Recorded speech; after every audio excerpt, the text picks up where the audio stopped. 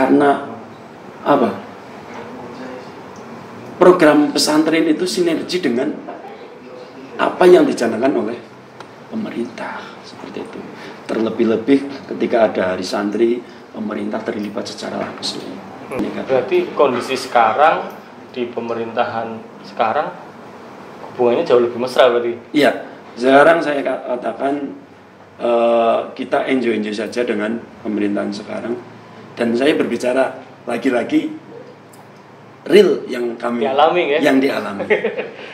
Termasuk Ciro lupa. Kita sering menghadapi kayak gitu sekarang ya. Iya. Fenomenanya banyak.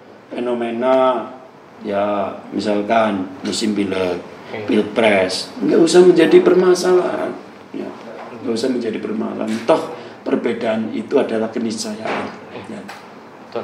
Yang menarik Gus, kalau tadi nyinggung politik sedikit ya, pilpres, kita sering nih disajikan di media massa atau media sosial para kiai gitu ya, digeret-geret nih dalam tanda kutip dapat restunya nih gitu kan. Itu sih memang fenomena yang wajar di dunia pesantren atau apa sih hebatnya kiai sampai harus digeret-geret? Kalau jenengan tanya sama saya itu nanti bisa jawabnya subjektif. Oh, kalau pengasuh juga ya. Iya. Bisa subjektif. Tapi itu sering kan Gus? Iya sering. Ketika ada momen-momen pil-pil lah ya, iya. Pil-pil, balik pilpres, pileg dan yang Purbalingga aja kan belakangan sering nih kayak gitu. Kita harus gimana Gus? Ya, sering seperti itu. Mungkin termasuk bentuk doa restu ya. Mungkin termasuk doa restu ketika seorang tokoh itu sudah dimintai restu, kemudian ia ada kemantapan sendiri mungkin bagi beliau-beliau yang ada kepentingan seperti itu. Dan itu memang didoakan ya Gus? Ya, tergantung. Tergantung juga. Kalau orang yang minta doanya pasti akan didoakan. Masalah pilihan kemana kan urusan pribadi Mas. Apa karena memang selain kemantapan hati ya, iya. didoakan sama Mbah Yai misalnya gitu. Karena memang kiai itu atau pengasuh pondok itu memang punya masa yang banyak. Kayak tadi Mintol aja udah sampai 900-an mukim nih, yang non mukim udah lebih banyak. Belum alumninya. Faktor itu juga Gus? Ya mungkin salah satunya itu Mas. Basis masa itu. Basis masa, tetap kayak basis masa. Karena kalau di dunia pesantren itu kan masih kepake istilah sami'na wa ta'na. Oh. Maksudnya apa? Ketika kiainya berbicara ngalor, ngalor lah semuanya. Ngalor. Tanpa bertanya kan? Iya, tanpa bertanya. Itu di desa.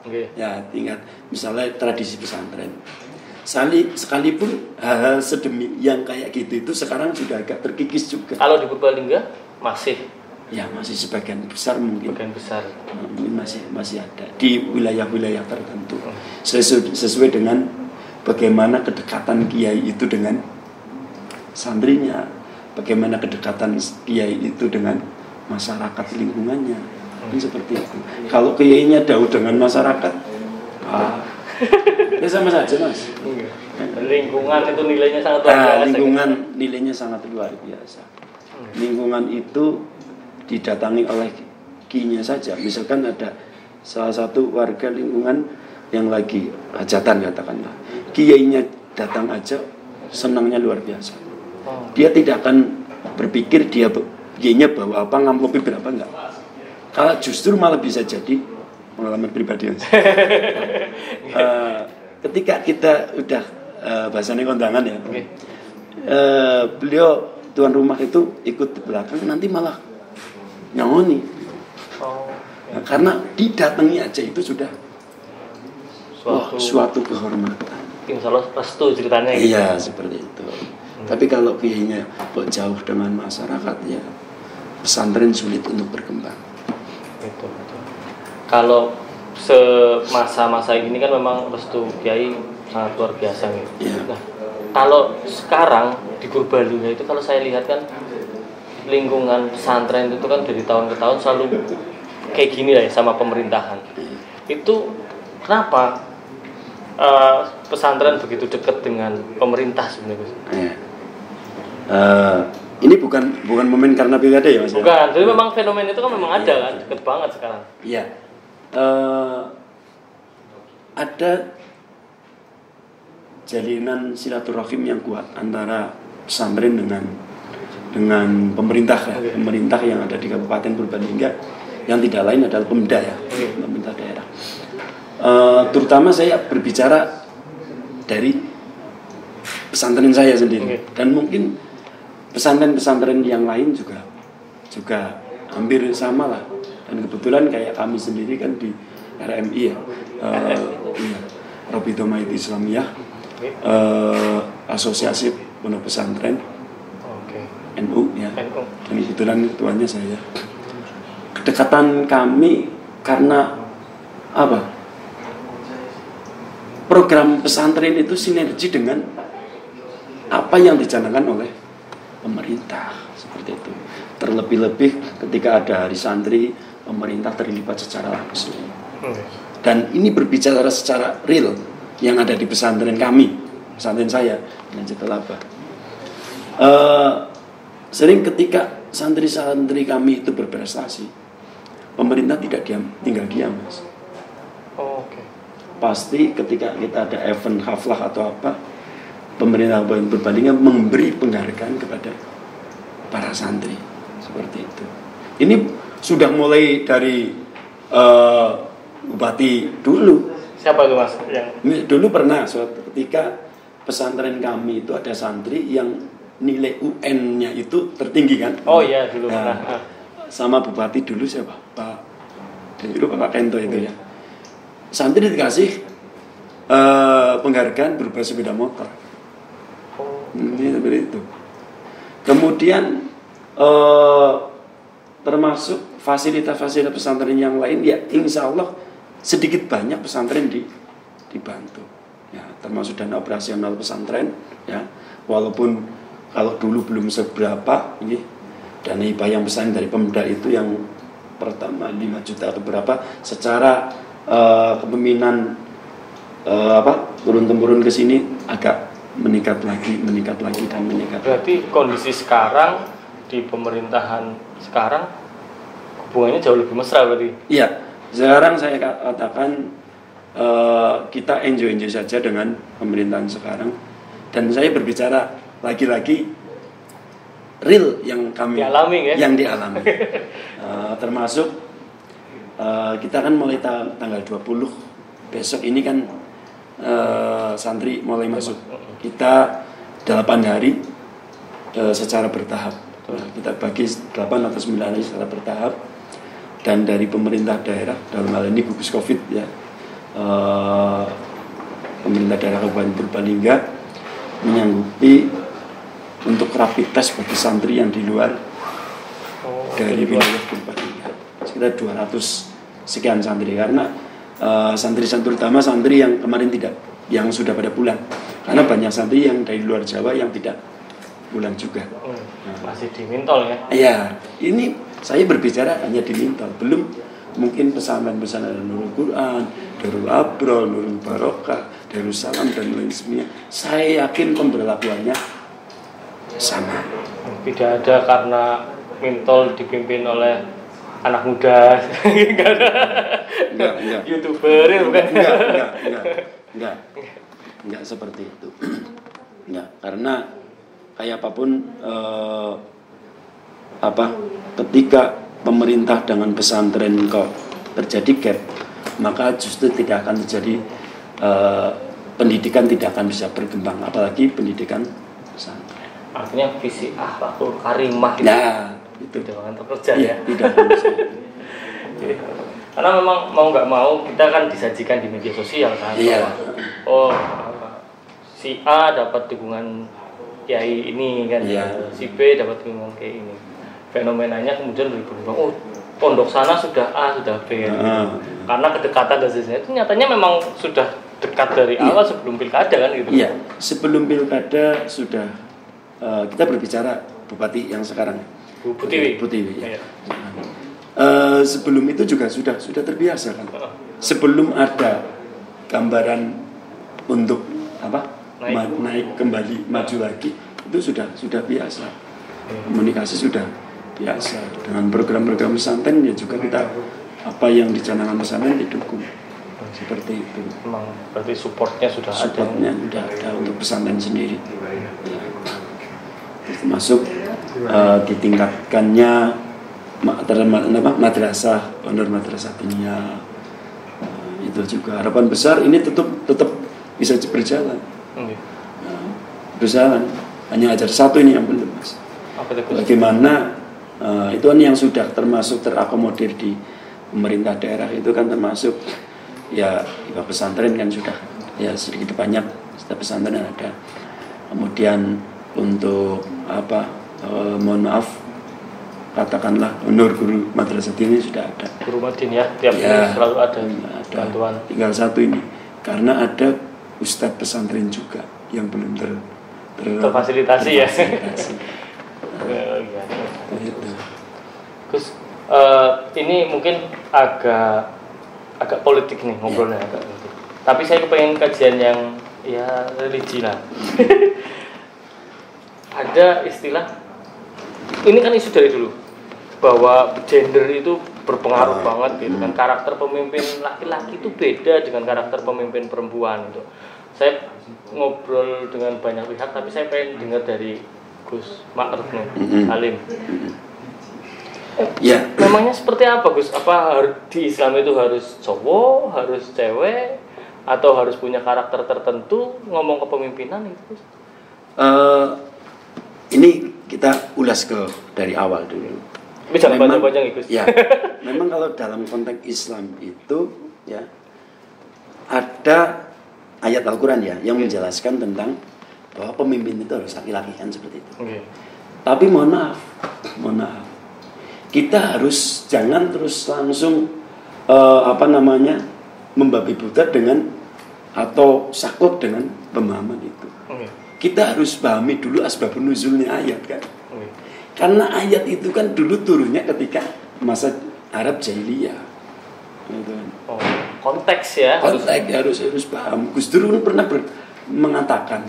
Gus Dur pernah mengatakan bahwa hal yang sangat dinamika di Indonesia itu biasa.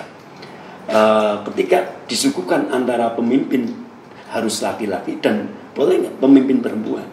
Jawaban Gus Dur nyantai saja. Ketika kok perempuan itu lebih hebat dari laki-laki, kenapa tidak? Kan seperti itu. Nah, kenapa tidak? Artinya kapasitas. Kemudian ada lagi kecenderungan di hadis itu juga saya kalau boleh saya nggak menyampaikan ini penggalan hadis sedikit ya.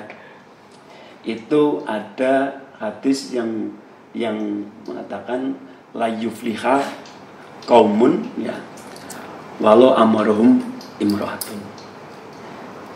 Bisa artikan sendiri. Artinya itu tidak akan mendapatkan kebahagiaan ketika dipimpin oleh perempuan.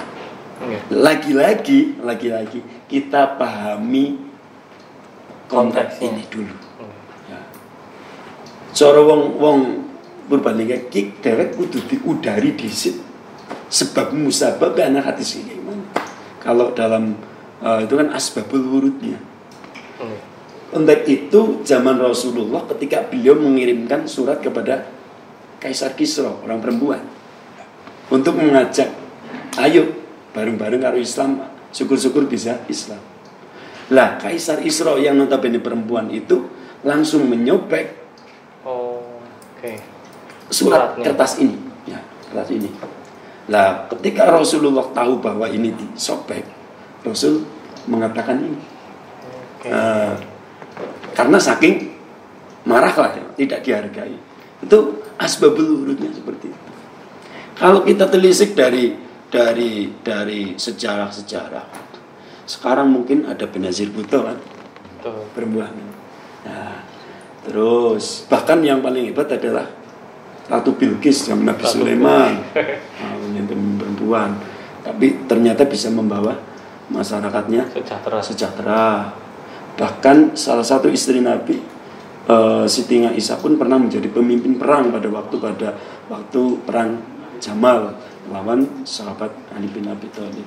Nah, jadi bagi kami ketika walaupun perempuan tapi punya kapasitas, elektabilitas dan kemampuan untuk memanage semuanya, kenapa tidak? Buktinya ada Bu Risma, Bu Khofifah. Terbukti ya dua-duanya karakter pemimpin. Nggak menjadi masalah. Sebenarnya kalau kita ngomong karakter tadi ya Gus, kapasitas.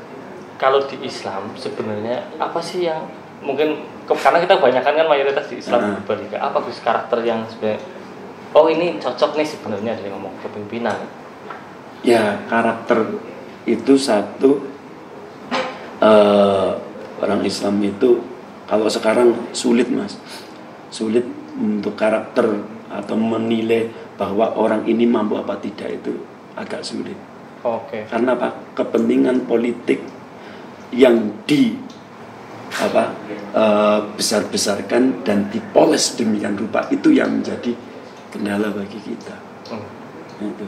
Makanya mau karakter kepemimpinan yang kayak apa sekarang agak sulit karena didesain demikian rupa.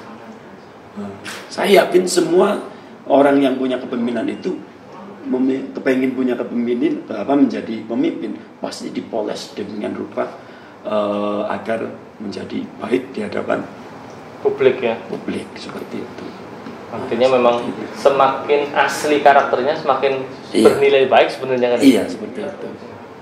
Tapi watak orang kan tentunya bisa diketahui. Ketika masyarakat disapa, ketika mau menyapa dengan masyarakat, ketika mau menerima curhatan orang, ya.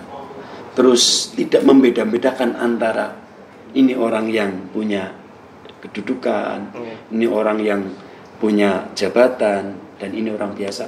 Ketika bisa memposisikan dan memperlakukan mereka sama, insya Allah tidak menjadi bermasalah. Perilaku itu, sikap itu ada nggak di calon-calon yang ada sekarang? Kalau dilihat? Ya, ada juga. Siapa Gus? Nah, ini ya mungkin sebelum sampai lanjut ya Mas. Siapapun nanti yang menjadi bakal calon bupati di Purbalingga yang ada, saya yakin bahwa mereka entah satu pasangan, dua pasangan, atau tiga pasangan, atau bahkan 4 pasangan. Saya yakin mereka adalah kader-kader Purbalingga terbaik. Tapi dari yang baik itu sendiri tentunya masyarakat awam lah yang bisa menilai yang baik yang mana, yang menghargai orang awam yang mana. Ya. Publik akan berpikir dia baik atau tidak tergantung kepada penilaian masyarakat itu sendiri. Seperti itu. Kalau saya pribadi, tentunya semuanya baik. Tapi mungkin seperti ini Ibu Putiwi, ya, juga beliau juga baik, terutama dalam berkomunikasi kami dalam pesantren, dalam lingkungan pesantren. Oke, terima kasih Gus Salim atas waktunya ini, kita sudah nyepik cukup panjang. Oke. Semoga sih kita memang bisa membangun lingkungan dan atmosfer akhlakul karimah sebaik-baiknya di Purbalingga ini. Jangan lagi ada yang suka bertengkar karena hal-hal yang kecil gitu. Sesama orang muslim ya Gus ya. Iya, betul. Saya penutup kami Mas. Kami untuk semuanya saja. Jadikanlah perbedaan ini adalah hal yang biasa, ya. Jadikanlah perbedaan adalah keniscayaan. Jadikanlah perbedaan ini adalah rahmat untuk kita semua. Silakan berbeda asal bukan perbuatan yang maksiat. Seperti itu saja. Mudah-mudahan Purbalingga ke depan akan menjadi qaryah atau daerah yang baldatun thayyibatun wa rabbun ghafur. Amin. Terima kasih. Matur nuwun Gus. Yes.